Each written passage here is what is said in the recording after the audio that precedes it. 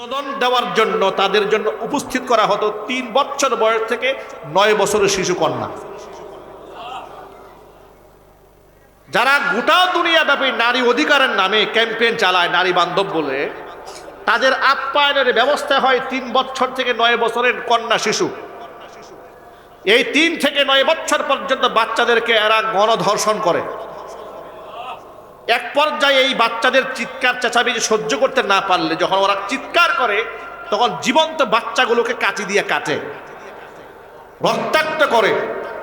এরপরে হুজুরের কাছে আসছে, হুজুর বাবা মারা গেছে, তাড়াতাড়ি 10 জন ছাত্র পাঠিয়ে দেন, 1 খতম কোরআন পড়ান। আপনার বাবা মরার পরে কোরআন খতম করার জন্য আল্লাহ পাক কোরআন নাজিল করেছেন। সারা বছর তার বাবা মসজিদেও আসে নাই, নামাজেও আসে নাই, আলেমদেরকে সম্মান করে না, আলেমদেরকে মৌলবাদ বলে, জঙ্গিবাদ বলে, রাজাকার আল বদর আল শামস বলে তুচ্ছ তাচ্ছিল্য করে, ব্যঙ্গ বিদ্রুপ করে। এমন মুসলমানের সন্তান এই দেশে আছে না নাই? আরো জোরে বলে। আলেমদেরকে নিয়ে সারা বছর উপহাস, আর মরা পরে দৌড়ে আসছে আলেমের কাছে। তবে হ্যাঁ, নির্বাচনের আগে কিন্তু আবার আলেমদেরকে নিয়ে কোনো উপহাস হয় না। এই যে নির্বাচনের মৌসুম এসেছে না, এখন দেখবেন আমাদের দেশের যত রাজনৈতিক প্রার্থী আছে সব প্রার্থীরা মোটামুটি সাহাবায়ে কেরামের আমল শুরু করে দিয়েছে। এক একজনের আমল আদব ভালোবাসা দেখলে মনে হয় আমরা তো সাহাবায়ে কেরাম খুলাফায়ে রাশেদানের জামানে চলে আসছি। ঠিক না ঠিক বলেন? মনে হয় খুলাফায়ে রাশেদা একবারে সেই আবু বকর ওমর উসমান আলী জামানায় আসছি। কেমন? কোনো ভেদাভেদ নাই, রিকশাওয়ালাকে সালাম দিচ্ছে, কুলি মজুরকে সালাম দিচ্ছে, মুসাফা করছে, মুয়ানাকা করছে, এরপরে কৃষকের ক্ষেতে ধান কেটে দিচ্ছে। কথা বলে না কেন? রাস্তাঘাট সুইপারের মতো পরিষ্কার করে দিচ্ছে। আরে কত জনবান্ধব, কত জনদরদি। আর একবার কোনো মতে যদি খালি একটু পাস করতে পারে, গেটের সামনে লেখা থাকবে বিদেশি কুকুর আছে, সাবধান।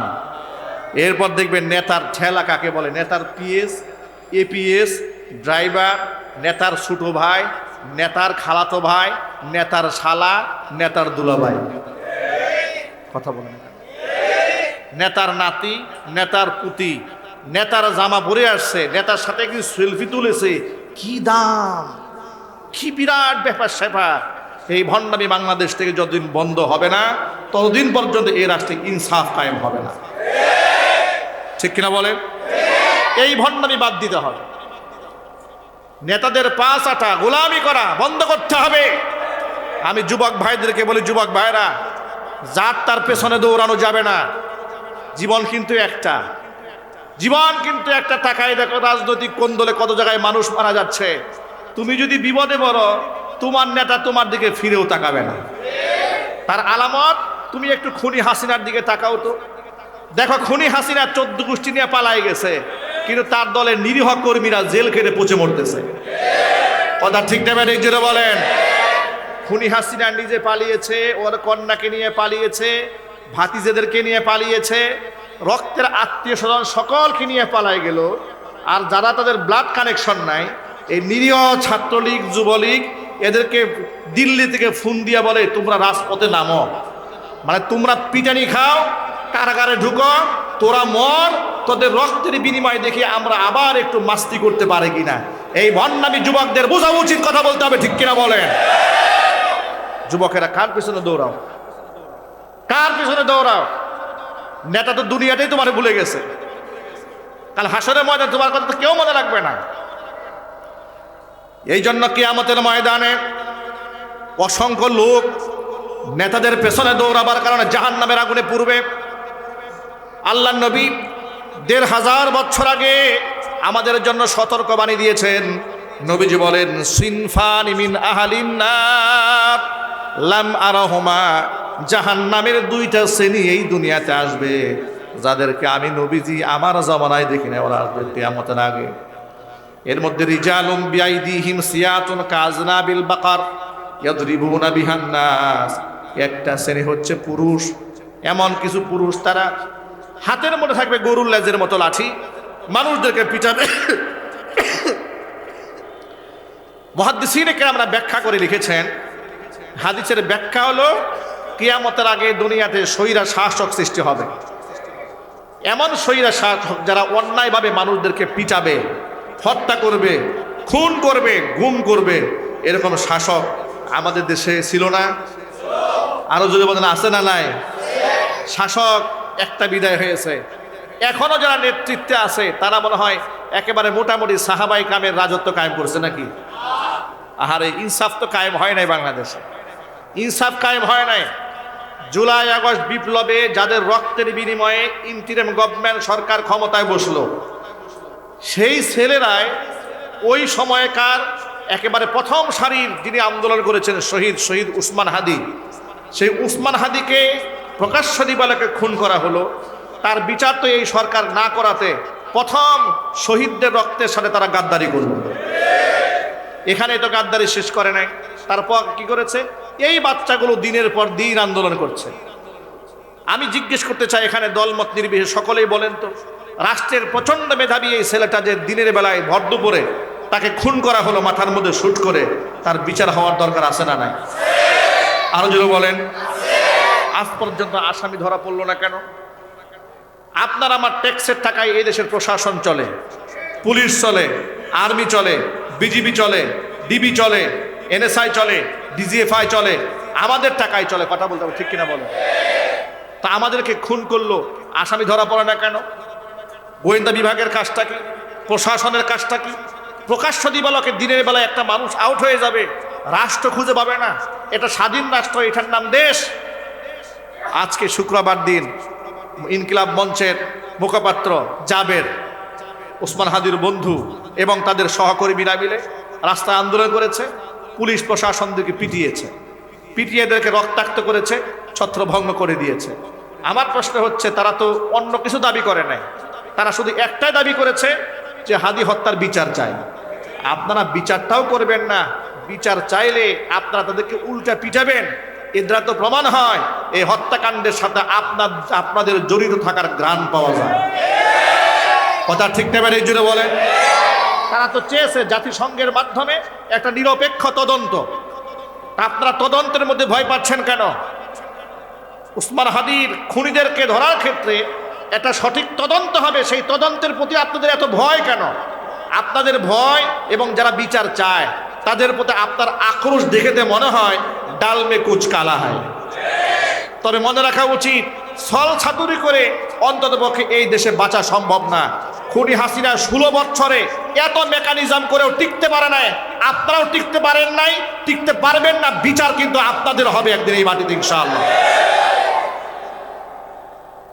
প্রিয় ভাইরা আমার, এসব হচ্ছে গণতন্ত্রের কুফল। গণতন্ত্র দিয়া পৃথিবীর কোনো জায়গায় শান্তি হয় নাই, হবেও না কিয়ামত পর্যন্ত। শান্তি যদি জমিনের মধ্যে কায়েম করতে চান, ইসলাম ছাড়া বিকল্প কোনো রাস্তা নাই। এই জন্য আমাদের এক কথা আমরা বলি, বাংলার জমিনে আমরা কোরআনী শাসন দেখতে চাই। আপনারা দেখতে চান? কারা কারা দেখতে চান? হাত দেখি তো ভাই। মাশাআল্লাহ, আল্লাহ কবুল করেন, জোরে করেন আমিন। এছাড়া বিকল্প কোনো রাস্তা নাই। কিসাসের আইন বাস্তবায়ন করতে হবে, হুদুদের আইন বাস্তবায়ন করতে হবে। চুরি করলে হাত কাটতে হবে, যদি কেউ খুন করে খুনের বদলায় কল্লা ফেলে দিতে হবে। ব্যভিচার করলে দুর্রা মারা হবে, বিবাহিত হলে একে কবর পর্যন্ত দাবায় এদেরকে হত্যা করা হবে। ইসলামে যেমন নসিহত আছে, ইসলামে রাষ্ট্র ঠান্ডা করার জন্য কঠোর আইনও আছে। আপনারা দেখবেন এই সমাজে কিছু লোকেরা শরীয়ী আইনকে খুব ভয় পায়। শরীয়ী আইনকে ভয় পাবে চোর, ভয় পাবে ডাকাত, ভয় পাবে খুনি, লম্পট এবং বদমাশেরা। কোনো মুসলমান, কোনো ইমানদার, কোনো তাকওয়াবান ব্যক্তি তো শরীয়ী আইনে ভয় পাওয়ার কথা নয়। আপনারা শরীয়ী আইনকে ভয় পান? শরীয়ী আইন মানে আল্লাহর আইন। শরীয়ী আইন মানে কি? কোনো মুসলমান তার অন্তরে ঈমান আছে, সে কি আল্লাহর আইনে ভয় পাবে? সে তো আল্লাহর আইনের প্রতি ঈমান এনেই মুসলমান হয়েছে। যারা আল্লাহর আইনের প্রতি ভয় আছে, কি মুসলমান হতে পেরেছে? না, সে মুসলমান হতে পারে না, সে মুনাফেক। সে কি? মুনাফেক। এই জন্য আমি সকল ভাইদেরকে বলি, গণতান্ত্রিক সিস্টেমে আপনি একটা দেশে পরিপূর্ণ শরীয়ী আইন কার্যক্রম করতে পারবেন না। তাহলে তাই বলে কি আগামী নির্বাচনে হাত গুটায় বসে থাকবো? না, তাও থাকবে না। কি করতে হবে তাহলে? আমাদের এলাকার মধ্যে যে প্রার্থীরা দাঁড়িয়েছেন, আমরা তাদের মধ্যে ইমামদারকে, যোগ্যকে, নামাজিকে, পরকালের ভয় কার অন্তরে আছে, কে চান্দাবাজি করে না, টেন্ডারবাজি করে না, মাস্তানি করে না, ফুটপাত দখলবাড়ি করে না, কে সমাজের মধ্যে ত্রাস সৃষ্টি করে না, এইরকম আল্লাহওয়ালা ব্যক্তিদেরকে বেছে বেছে আমাদের লিডারশিপ আমরা দিয়ে দেব ইনশাল্লাহ। বলেন সমাজের মধ্যে অন্ততপক্ষে সৎ নেতৃত্ব যদি আমরা আনতে পারি, আমরা আশা করি বাংলাদেশের আমূল পরিবর্তন করা সম্ভব হবে। এছাড়া শুধুমাত্র মসজিদে ওয়াজ করে এই দেশ ভালো বানানো সম্ভব হবে না। আমরা এমন একটা বাংলাদেশ দেখতে চাই যেখানে খতিব সাহেব কোরআন থেকে বয়ান করবেন নির্দ্বিধায়, নির্বিঘ্নে, নির্ভয়ে। এমন যেন না হয় খতিব সাহেব বয়ান করছে আর মসজিদের সামনে পুলিশ গাড়ি নিয়ে দাঁড়ায় আছে হুজুরকে ধরে নেওয়ার জন্য। এরকম দেশ আপনারা দেখতে চান? আরো যদি বলুন দেখতে চান? এরকম চিত্র খুনি হাসিনার আমলে হয় নাই? যদি বলুন হয় নাই? এই মসজিদে আমরা জুমার বয়ানরত অবস্থায় গাড়ি নিয়ে আমাদেরকে অ্যারেস্ট করার জন্য সামনে আসে নাই? ইতিহাসকে ভুলে গেছেন? এগুলো তো ওরা করেছে। ওরা মাহফিল মঞ্চ থেকে আমাদেরকে উঠাই নিয়ে গেছে। কথা বলেন ঠিক না ঠিক? ওরা আমাদের নামে মিথ্যা মামলা দিয়েছে, ওরা আমাদেরকে জেল খাটিয়েছে, ওরা আমাদেরকে রিমান্ডে নিয়েছে, ওরা আমাদেরকে পরিবার ছাড়া করেছে, এলাকা ছাড়া করেছে। শুধু আমার সাথে নয়, এমন হাজার ও হাজার আলেমের সাথে এই বিয়াদবি করার কারণে সর্বশেষ আল্লাহ পাক পৃথিবীর জমিন তাদের জন্য সংকীর্ণ করে দিয়েছেন। তাদের জন্মভূমিতে থাকার জায়গা হয় নাই। ভিক্ষুকের মতো, এতিমের মতো জিল্লতির মালা গলায় নিয়ে কাফের বেঈমানদের কুলে আশ্রয় নিতে বাধ্য হয়েছে। সুতরাং এখান থেকে বিরাট শিক্ষা রয়েছে জাতির। মনে রাখবেন, পৃথিবীর ইতিহাস বলে দুনিয়াতে কোনো জালেম কখনো কোনো কালে সফল হয় নাই, আর সফল হতে পারবেও না ইনশাআল্লাহ। বলেন ইনশাআল্লাহ। আগামীর বাংলাদেশে আলেমরা স্বাধীনভাবে দিনের কথা বলুক, আপনারা চান? আরো যদি বলুন চান? আলেমদের মসজিদ মাদ্রাসাগুলো আবাদ হয়ে যাক, স্বাধীন হয়ে যাক, এটা আপনারা চান? ধীরে ধীরে ধীরে ধীরে ইনশাআল্লাহ আলেমরা যদি কথা বলার ক্ষেত্রে স্বাধীন হয়, বাংলার জমিনে একদিন ধীরে ধীরে ইসলাম কায়েম হওয়ার পরিবেশ তৈরি হয়ে যাবে। বলেন ইনশাআল্লাহ। ইসলামের সৌন্দর্য তো আলেমদের বয়ানের মাধ্যমে ফুটে উঠবে। আলেম ওলামারা এমন একটা সমাজ ব্যবস্থার কথা বলেন যেখানে খেলাফত দ্বারা, খেলাফায়ে রাশিদার আমলে খলিফারা যেভাবে সমাজ পরিচালনা করেছেন, সমাজের বিচারকরা ঠিক সেইভাবে রাষ্ট্র পরিচালনা করবেন।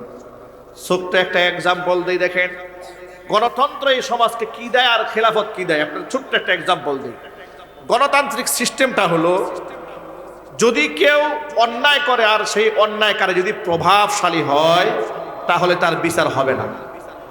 এটার নাম গণতন্ত্র। কথা বলে না কেন? আপনারা বলবেন হুজুর এটা কেমন কথা? জি, এটাই বাস্তব কথা। ফর এক্সাম্পল, সারা পৃথিবীর এই যে গণতন্ত্রের বুলি যারা বিশ্বব্যাপী ক্যাম্পেইন করে, ইউরোপ, আমেরিকা, পশ্চিমারা, ডোনাল্ড ট্রাম্প, ঠিক কিনা জুড়ে বলেন, সারা দুনিয়ার মধ্যে জাতিসংঘের মাধ্যমে, মানবাধিকার সংস্থার মাধ্যমে, এরা নারী অধিকার সংস্থার মাধ্যমে গোটা দুনিয়াব্যাপী মানবাধিকার, নারী অধিকার, শিশুর অধিকার, শ্রমিকের অধিকার, মানে যত প্রকারের অধিকারের ঠিকাদারি সব তারা নিয়ে নিয়েছে। সারা দুনিয়ার মধ্যে ওরা ক্যাম্পেইন করে আর মাতবরি করে আর বুঝায় যে তারা যে কি পরিমাণ নারী বান্ধব, এরা গোটা বিশ্বব্যাপী তারা প্রচার করে বেড়ায়। যার দরুন কোনো মুসলিম কান্ট্রিতে একটা মেয়ে যদি হিজাব পরে, নেকাব পরে, সেটাকেও তারা বলে এই যে মুসলমানেরা মেয়েদের স্বাধীনতা হরণ করছে। ঠিক কিনা বলেন? পর্দার কথা বললে বলে মেয়েদের স্বাধীনতা হরণ করছে। 18 বছর আগে মেয়েদেরকে বিবাহ দেওয়া যাবে না। কেন?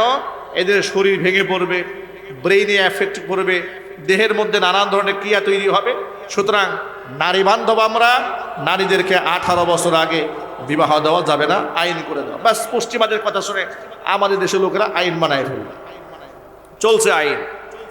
বাহ্যিকভাবে ওরা দেখাইলো ওরা কত নারী বান্ধব, কত মানব দরদি, কত জনহিতৈষী, বাহ্যিকভাবে দেখায়। এবার ওদের ভেতরগত আভ্যন্তরীণ অবস্থাটা আপনাদের সামনে একটু ব্যক্ত করছি। বর্তমানে আপনারা জেনেছেন, যারা এখানে সচেতন মহল আছেন, অ্যাপস্টেইন ফাইল, এটা গোটা বিশ্বব্যাপী প্রচারিত হয়েছে। এপস্টেইনটা কে? এপস্টেইন হচ্ছে একজন ইহুদি।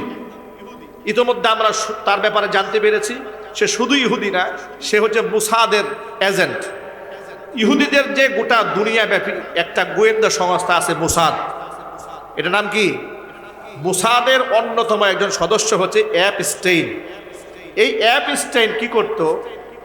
আমেরিকাতে একটা দ্বীপ আছে, এপস্টেইন দ্বীপ, তার নিজের নামে, নিজের খরিদ করা জমিন, সেখানে সুরম্য অট্টালিকা বানিয়ে, রিসোর্ট বানিয়ে পৃথিবীর বড় বড় রাঘব বোয়াল যারা, যেমন president Bill Clinton, Barack Obama, Donald Trump, এরপরে আপনার স্টিফেন হকিং, বিরাট বড় বিজ্ঞানী ছিল, মরে গেছে কয়েকদিন আগে শয়তানটা। এই লেভেলের মানুষগুলো, মার্ক জুকারবার্গ, এলিন মাস্ক, এই ধরনের পৃথিবীর প্রতাপশালী ব্যবসায়িক, সিনেমার আর্টিস্ট এবং গোটা দুনিয়াকে যারা রাজত্ব করে, এক কথায় বিশ্বকে যারা শাসন করে, এই শ্রেণীর লোকদেরকে দাওয়াত দিয়ে বিনোদনের জন্য সেই দ্বীপে নেওয়া হতো। আর বিনোদন দেওয়ার জন্য তাদের জন্য উপস্থিত করা হতো 3 বছর বয়স থেকে 9 বছরের শিশু কন্যা, যারা গোটা দুনিয়াব্যাপী নারী অধিকারের নামে ক্যাম্পেইন চালায়, নারী বান্ধব বলে। তাদের আপ্যায়নের ব্যবস্থা হয় 3 বছর থেকে 9 বছরের কন্যা শিশু। এই 3 থেকে 9 বছর পর্যন্ত বাচ্চাদেরকে এরা গণধর্ষণ করে। এক পর্যায়ে এই বাচ্চাদের চিৎকার চেঁচামেচি সহ্য করতে না পারলে, যখন ওরা চিৎকার করে, তখন জীবন্ত বাচ্চাগুলোকে কাঁচি দিয়ে কাটে, রক্তাক্ত করে, মসজিদ বানায়, মাদ্রাসা বানায়। একজন মুসলমানের সম্পদ হলে মার্কেট বানায়, ইন্ডাস্ট্রি বানায়, ফ্যাক্টরি বানায়। এদের তো টাকার কোনো অভাব নাই, অজস্র টাকা, একটা দেশ কেনার মতো টাকা ওদের হাতে আছে। পৃথিবীতে ওরা যা বলে সেটাই গণতন্ত্রের নামে চালিয়ে দেয়।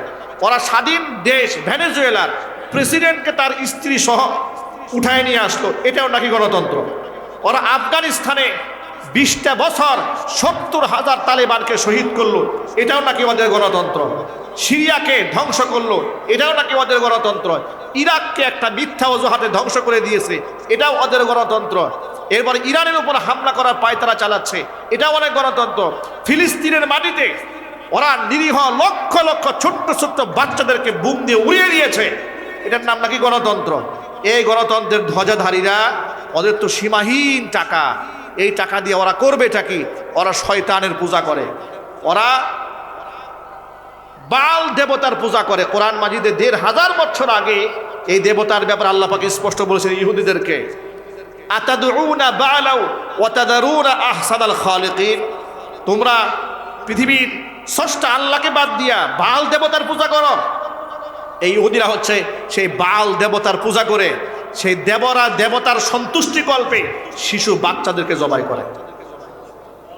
নাউজুবিল্লাহ, জুড়ে পড়েন।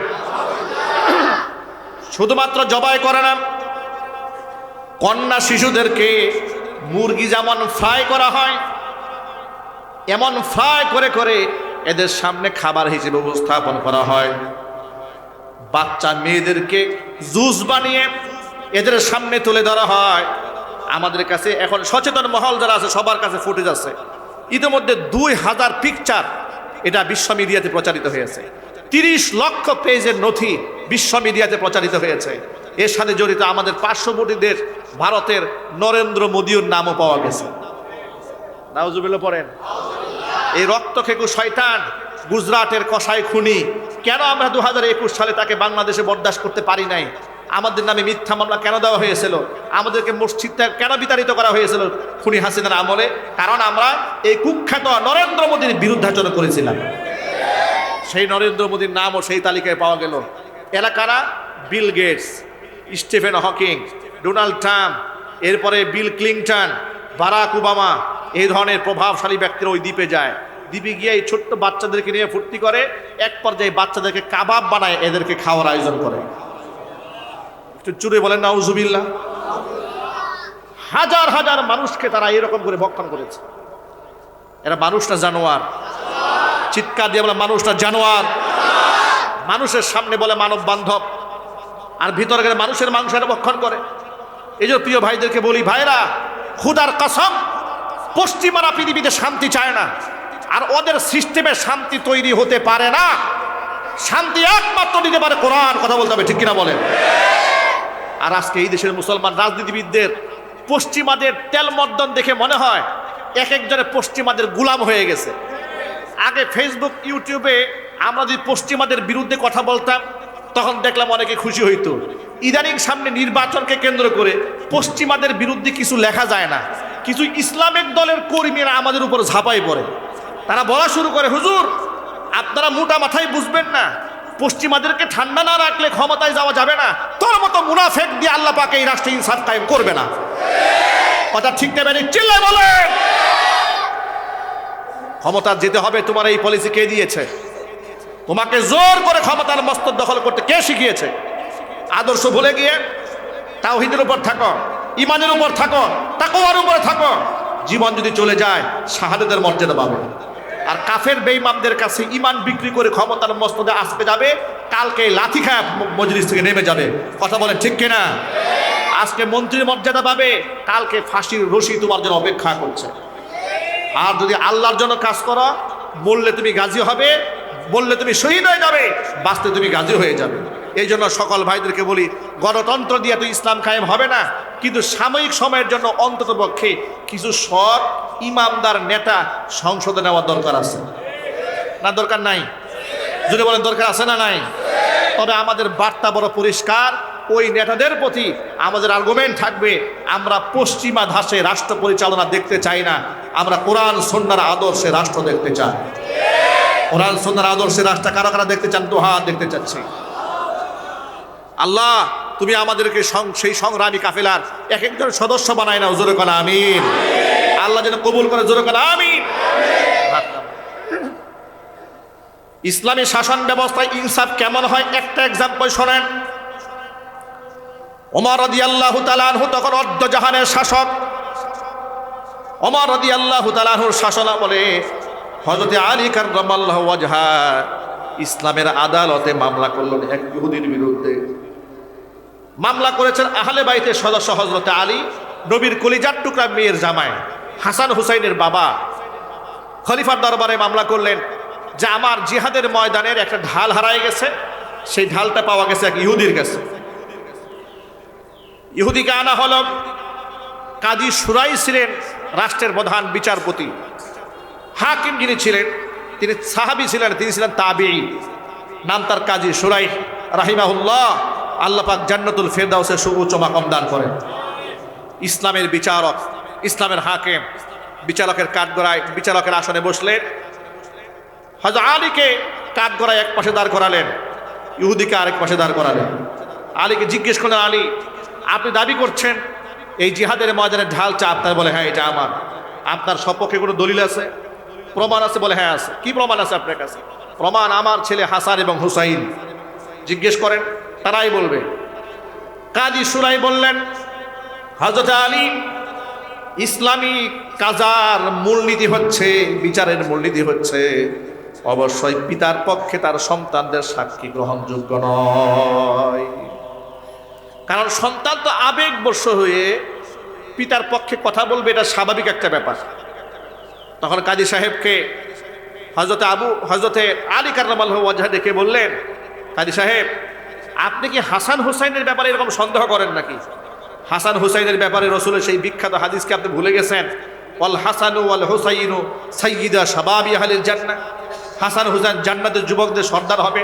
বিচারক বললেন যে না, আমি সেই হাদিস ভুলে যাই না, আমি জানি হাসান হুসাইন ভুল বলবে না, তারা জান্নাতের সর্দার হবেন। পরিপূর্ণ ঈমান থাকা সত্ত্বেও আমি ইসলামের মূলনীতি অনুসারে কথা বলেছি। ইসলামের মূলনীতি এটাই, বিচারকের দায়িত্ব হচ্ছে অবশ্যই তার সাক্ষী গ্রহণ করবে না যে সরাসরি সন্তান হয়, আপনি অন্য কোনো সাক্ষী দাঁড় করান। তিনি বললেন তাহলে আমার গোলাম আছে, আমার খাদেম, সে সাক্ষী দেবে। কাজী সাহেব বললেন যে না, মনিবের পক্ষে গোলামের সাক্ষী গ্রহণ করা হবে না, আপনি অন্য সাক্ষী দেন। হযরত আলী বললেন আমার কাছে এছাড়া কোনো সাক্ষী নাই। তখন কাজী সুরাই ঢালের ফয়সালা ইহুদির পক্ষে রায় দিয়ে দিলেন। ইহুদির পক্ষে যখন রায় দেওয়া হলো, ইহুদি আদালত প্রাঙ্গণে দাঁড়িয়ে বললেন, মাননীয় আদালত একটু অপেক্ষা করেন। আমি অবাক হয়ে গেলাম, এটার নাম ইসলামিক রাষ্ট্র ব্যবস্থা, এটার নাম ইসলামের শাসন ব্যবস্থা, যে আহলে বাইতের সদস্যর পক্ষে কোনো সাক্ষী না থাকার কারণে তার অধীনে তার নিজের মামলার তার পক্ষে রায় হওয়ার কথা যেটা ছিল তার বিপক্ষে চলে গেল। আমি ইহুদি অমুসলিম, আমার পক্ষে রায় চলে এসেছে। এর যে ইনসাফ ভিত্তিক শাসন ব্যবস্থা পৃথিবীতে কেউ দিতে পারবে না। আর এটা যে একমাত্র হক ধর্ম, এতে কোনো সন্দেহ নাই। কাজী সাহেব, আমি আপনার সামনে স্বীকারোক্তি প্রদান করছি, এই ঢালের মালিক আমি নই, এই ঢালের মালিক হযরত আলী। যদি শুধু ঢাল ফিরাই দিলেন না, উপস্থিত সমস্ত মুসলমানদের সামনে কালিমার ঘোষণা দিয়ে মুসলমান হয়ে গেল। ইসলামের বিচার ব্যবস্থা এইরকম স্বচ্ছ। আর আমাদের দেশের পশ্চিমারা বানিয়ে দিয়ে ব্রিটিশদের বানানো এমন একটা মেকানিজম তৈরি করা হয়েছে, আপনি খুন করবেন, খুনের মামলা হবে, মামলা হওয়ার পরে এটা আদালতে উঠবে, এরপরে জেরা শুনতে শুনতে শুনতে শুনতে মোটামুটি 10-12 বছর যাবে। এরপরে একটা রায় আসবে, রায়ের উপর আবার অ্যাপিল হবে, অ্যাপিল ডিভিশনের পরে কিছু ঘুষ লেনদেন হবে। যদি শক্তিশালী হন 14 গোষ্ঠী সহ ফাইল সহ আসামি সব গায়েব হয়ে যাবে। কথা ঠিক না ভাই? ঠিক। আর যদি দুর্বল হন তাহলে ফাঁসি হয়ে যেতে পারে। প্রকাশ্য দিবালোকে খুন করা হয়েছে মেজর সিনহাকে, ওসি প্রদীপ এবং লিয়াকত। ফাঁসি রায় এদের হয়ে গেছে, আজও পর্যন্ত এদেরকে ফাঁসি দেওয়া হচ্ছে না। অদৃশ্য কি একটা শক্তি এদের ফাঁসি আটকায় রাখছে। এর নাম গণতন্ত্রের আইন। আর এই আইনের বিরুদ্ধে কথা বললে আমরা হয়ে যাব রাষ্ট্রদ্রোহের মামলার আসামি। আমরা বলতে চাই, আইনকে আমরা শ্রদ্ধা করি, কিন্তু আইনের অবব্যাখ্যা করে যারা খুনিদেরকে বাঁচায় রাখে, খোদার কসম আমরা সে আইনের প্রতি থুতু নিক্ষেপ করি। কথা ঠিক না ব্যাঠিক জুড়ে বলেন? এই জন্য বলি, এগুলা দিয়ে শান্তি হবে না। শহীদ উসমান হাদির বিচার তো আপনারা চান, এর বিচারও আপনারা বাংলার জমিনে পাবেন না এই মাটিতে। আপনি নামের আজকে পিটায় খেয়ে ঘরে ফিরে আসবেন। আপনাদের নোংরামো, বেহায়াপনা, মাদক, জেনা, ব্যভিচার, হত্যা, ধর্ষণ, খুন খারাপি এগুলো অভয়ারণ্য। এমন একটা নাপাক সভ্যতার ভিতর থেকে কিছু বান্দাদেরকে আল্লাহ তাআলা আপন কুদরতে সেভ করে তাদের এই ছোট্ট কলিজার মধ্যে এত বড় কোরআন শরীফ ঢুকাই দিচ্ছেন।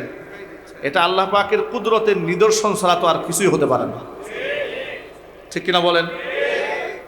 এমন এমন ছোট ছোট বাচ্চারা হাফেজ হয় যে এরা তো স্কুল কলেজে পড়লে এখনো ল্যাংটা হয়ে গোসল করত।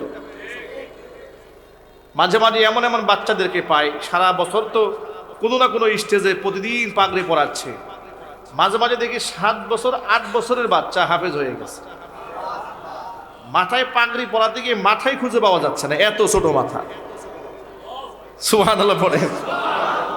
এত ছোট মাথা যে পাগড়িটা ভালো করে আটে না, 30 পারা কোরআন মুখস্থ করে ফেলেছে। কোরআনে কারীম সংরক্ষণের জন্য আল্লাহ পাক তার সিনাটাকে কবুল করে নিয়েছেন।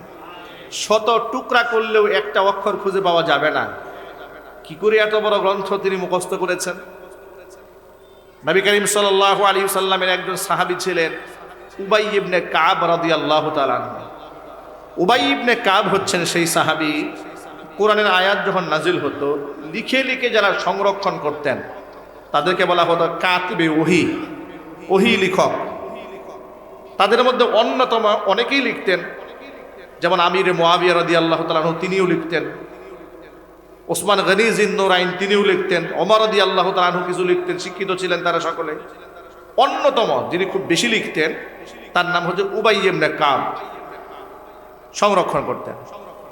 নবী করিম সাল্লাল্লাহু আলাইহি সাল্লাম একদিন উবাইকে ডেকে বলেন, উবাই আমারানি আযজা ওয়া জাল্লা আন আকরা আলাইকা লাম ইয়াকুনিল্লাযীনা কাফারু মিন আহলিল কিতাব। উবাইকে ডেকে বলেন, উবাই মহান আল্লাহ তাআলা আমাকে হুকুম করেছেন আমি যেন কোরআন শরীফ থেকে তোমাকে সূরা বাইয়িনা তেলাওয়াত করে শোনাই। উবাই ইবনে কাব খুব অবাক হয়ে গেলেন। আল্লাহ তাআলা রসুলকে হুকুম করেছেন আমাদের কোরআন শোনাতে। তিনি আগ্রহ ভরে প্রশ্ন করলেন, আওয়াজ সাম্মানি ইয়া রাসূলুল্লাহ, হে আল্লাহ রসুল আপনি যে বললেন আল্লাহ আমাকে কোরআন শোনাতে বলেছে, তো আল্লাহ পাক কি তার কুদরতি জবানে আমার নাম ধরে উচ্চারণ করেছে নাকি? আমার নাম কি আল্লাহর জবানে উচ্চারিত হয়েছে? হুজুর বলে, নাম, আল্লাহ তোমার নাম ধরে বলেছেন। তিনি আবেগ আপ্লুত হলেন, সিজদায় পড়ে রবের শুকরিয়া আদায় করলেন। কেন?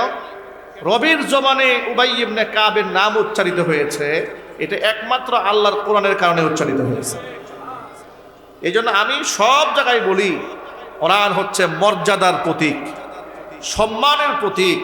এটা কোরআনের সাথে লেগে থাকা অল্প দামের 20 টাকা 30 টাকা 50 টাকা গজের একটা কাপড় এত মূল্যায়িত হয় যে আপনার অজান্তে যদি পা লাগে বিবেক বলে বেয়াদবি হয়ে গেছে, চুমা খান।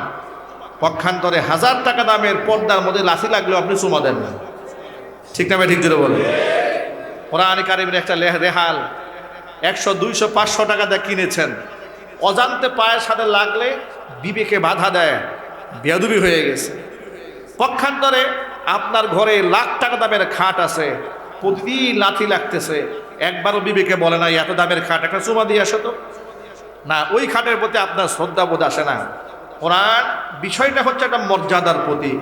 এর সাথে টাচ লাগলে আল্লাহ পাক করে দামি বানায় দেয়। যদি বলেন সুবহানাল্লাহ। কাঠের টুকরা টাচ লাগলে দামি হয়ে যায়, কাপড় টুকরা ঘষা লাগলে দামি হয়ে যায়। যার উপরে নাজিল হয়েছে তিনি দামি হয়েছেন, যে রাতে নাজিল হয়েছে রাতের দাম বেড়ে গেছে, যে মাসে নাজিল হয়েছে মহান আল্লাহ পাক সারা বছরের মধ্যে সেই মাসটার দামি বানিয়ে দিয়েছে। যেই সন্তান কোরআনে কারিমের হামেল হবে, ধারক এবং বাহক হবে, আল্লাহ পাক তারও মর্যাদা বাড়িয়ে দেবেন।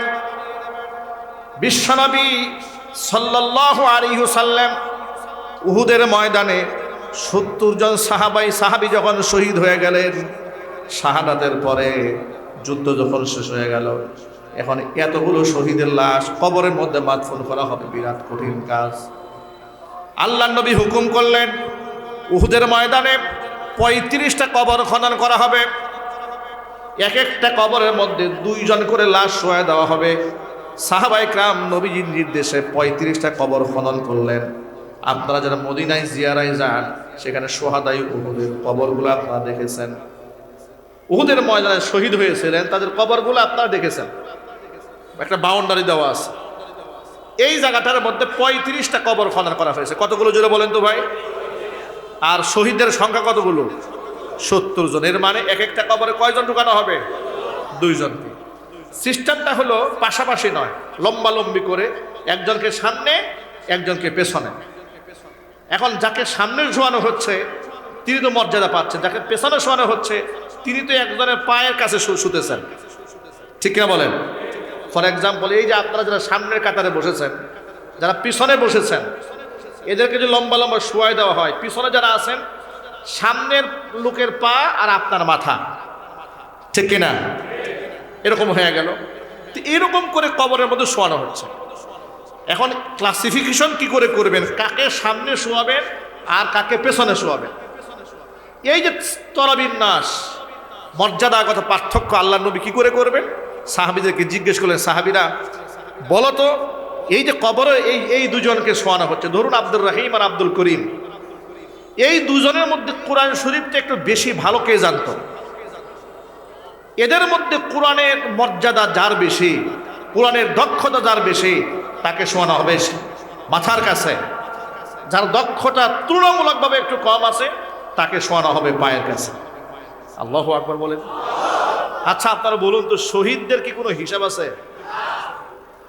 এই মাসলা তো সকলেই জানেন, তবে এই শহীদ কিন্তু আমার যেন তেন শহীদ না।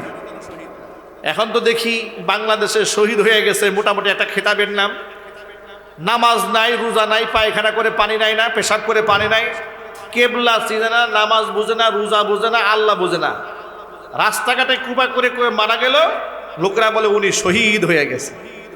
কি বলেন? আধিপত্য বিস্তার করতে গিয়ে যদি মারামারি করেন, কি শহীদ হবেন? জুড়ে বলেন, শহীদ হবেন? ধরেন ক্ষমতার মস্তক দখল করতে গিয়ে এখন মারামারি হচ্ছে, সামনে ইলেকশন, নির্বাচন, এই নির্বাচনকে কেন্দ্র করে দলীয় কোন দল কিংবা ভিন্ন দলের সাথে আপনার মনোমালিন্য হয়েছে, 2 গ্রুপে ধাওয়া পাল্টা দেওয়া হলো, এক পক্ষ আরেক পক্ষকে মারলো, যারা মরল এরা স্লোগান দেওয়া শুরু করলো উনি শহীদ হয়েছেন। এত সহজ শহীদ হওয়া? এগুলো কিয়ামতের আলামত। জিহালাত মূর্খতায় এমন পর্যায়ে ছড়ায় গেছে, যার তার নামের শহীদ সাথে শহীদ লাগাই দেওয়া হয়। ব্রাহ্মণবাড়িয়াতে ওয়াজে গেছি, ব্রিজ পার হচ্ছে, লেখা আছে শহীদ ধীরেন্দ্রনাথ চক্রবর্তী সেতু। নাম কি? শহীদ ধীরেন্দ্রনাথ চক্রবর্তী। সে তো দাঁড়ায় গেলাম সাইনবোর্ড দেখে, সুবহানাল্লাহ। শহীদ হচ্ছে মুসলমানদের এক মর্যাদার প্রতীক। কোরআন সুন্নাহর ভাষা, শহীদের মর্যাদা, শহীদের ভাষা কত দামি একটা ভাষা, কত দামি একটা লকব। নামের শুরুতে খুব লাগাতে মনে চায়, ইসলামের আদর্শ বিশ্বাস করতে মনে চায় না, কিন্তু ইসলামের লকব নিতে মনে চায়। ভণ্ডামি বাদ দিতে হবে, ঠিক না বলেন? ইসলামের আদর্শ নিতে মনে চায় না, কিন্তু লকবটা নিতে মনে চায়। জিন্দা অবস্থায় ইসলাম পালন করতে মনে চায় না, মরার পরে নামের শুরুতে শহীদ লাগাতে মনে চায়। এই জন্য চোর ডাকাত, বেনামাজি, মিথ্যাবাদী, বেঈমান রাস্তাঘাটে ক্ষমতার মস্তক দখল করতে গিয়া কিংবা আধিপত্য বিস্তার করতে গিয়া যদি মারা যায়, খাসিরাত দুনিয়া ওয়াল আখিরা, এর দুনিয়াও শেষ, ওর আখিরাতও শেষ। শহীদ একমাত্র সেই ব্যক্তি যে ব্যক্তি আল্লাহর দ্বীনের জন্য শাহাদাত বরণ করেছেন, সে হচ্ছে ফার্স্ট ক্লাস মানের শহীদ। তবে হ্যাঁ, এর সাথে আরো 7টা শহীদ যুক্ত আছে। নবী করিম সাল্লাল্লাহু আলাইহি ওয়াসাল্লাম শাহাদাতের শহীদদের 7টা ক্লাসিফিকেশন করেছেন। কোন শহীদ? যেমন মান কুতিলা দুনা নাফসিন বা দুনা মালিন, কোনো ব্যক্তিতে নিজের সম্পদ রক্ষা করতে গিয়ে মারা গেল, সে শহীদ। কেউ পাথর ধসে মারা গেল, পাহাড় ধসে, সে শহীদ। আগ্নেয়পুরে মারা গেল, শহীদ। প্লাবনে মারা গেল, শহীদ। প্লেগ রোগে আক্রান্ত হয়ে মারা গেল, শহীদ। সন্তান প্রসব করতে গিয়ে মারা গেল, সেও শহীদ। নিজের ইজ্জত জানমাল রক্ষা করতে গিয়ে মারা গেল, সেও শহীদ। এই শহীদ, এটাকেও শহীদ বলা হয়।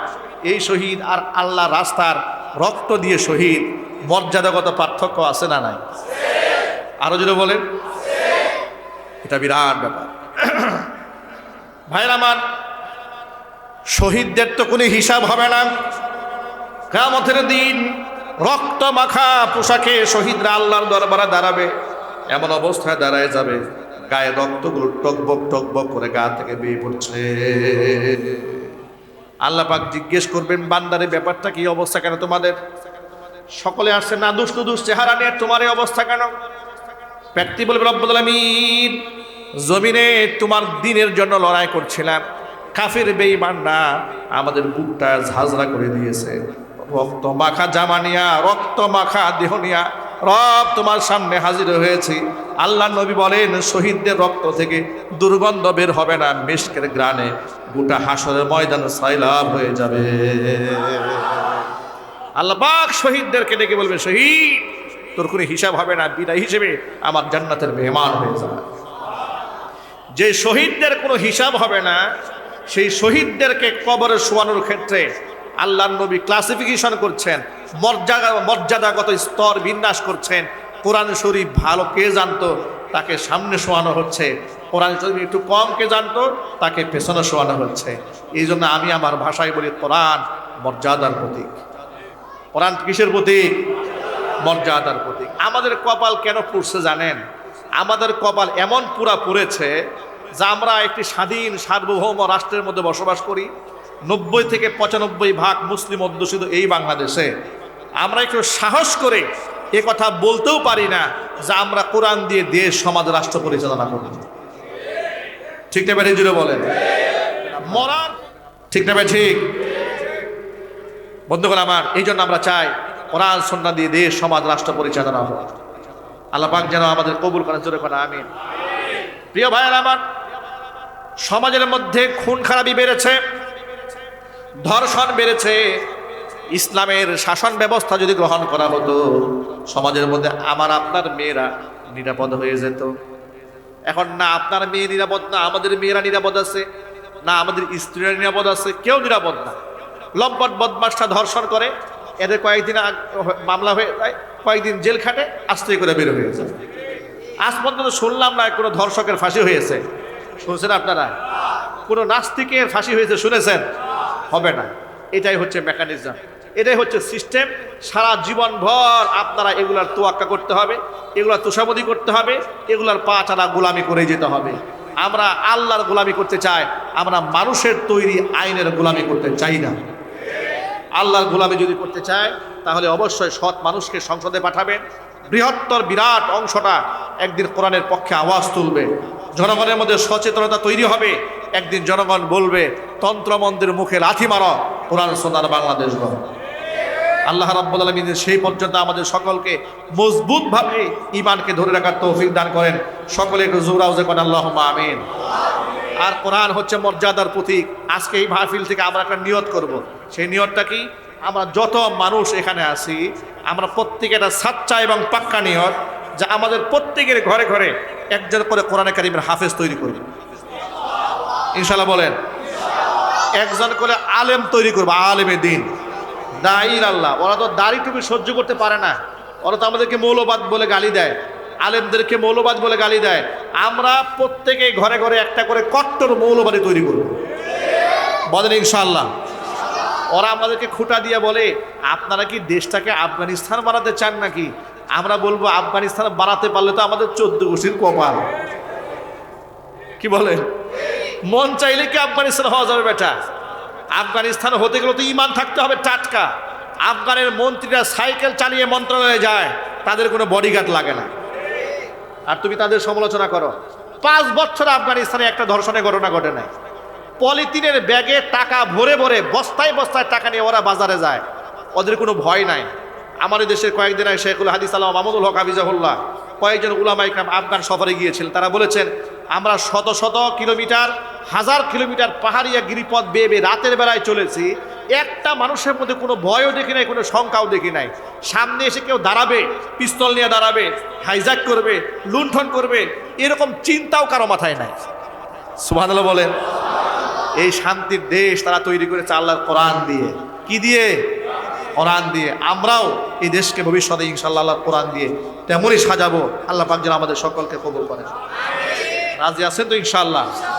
আল্লাহ পাক আমাদের সন্তানদেরকে হাফেজ কোরআন বানায় দেন, আলেম দ্বীন হিসেবে কবুল করেন, দাঈ ইলাল্লাহ হিসেবে কবুল করেন।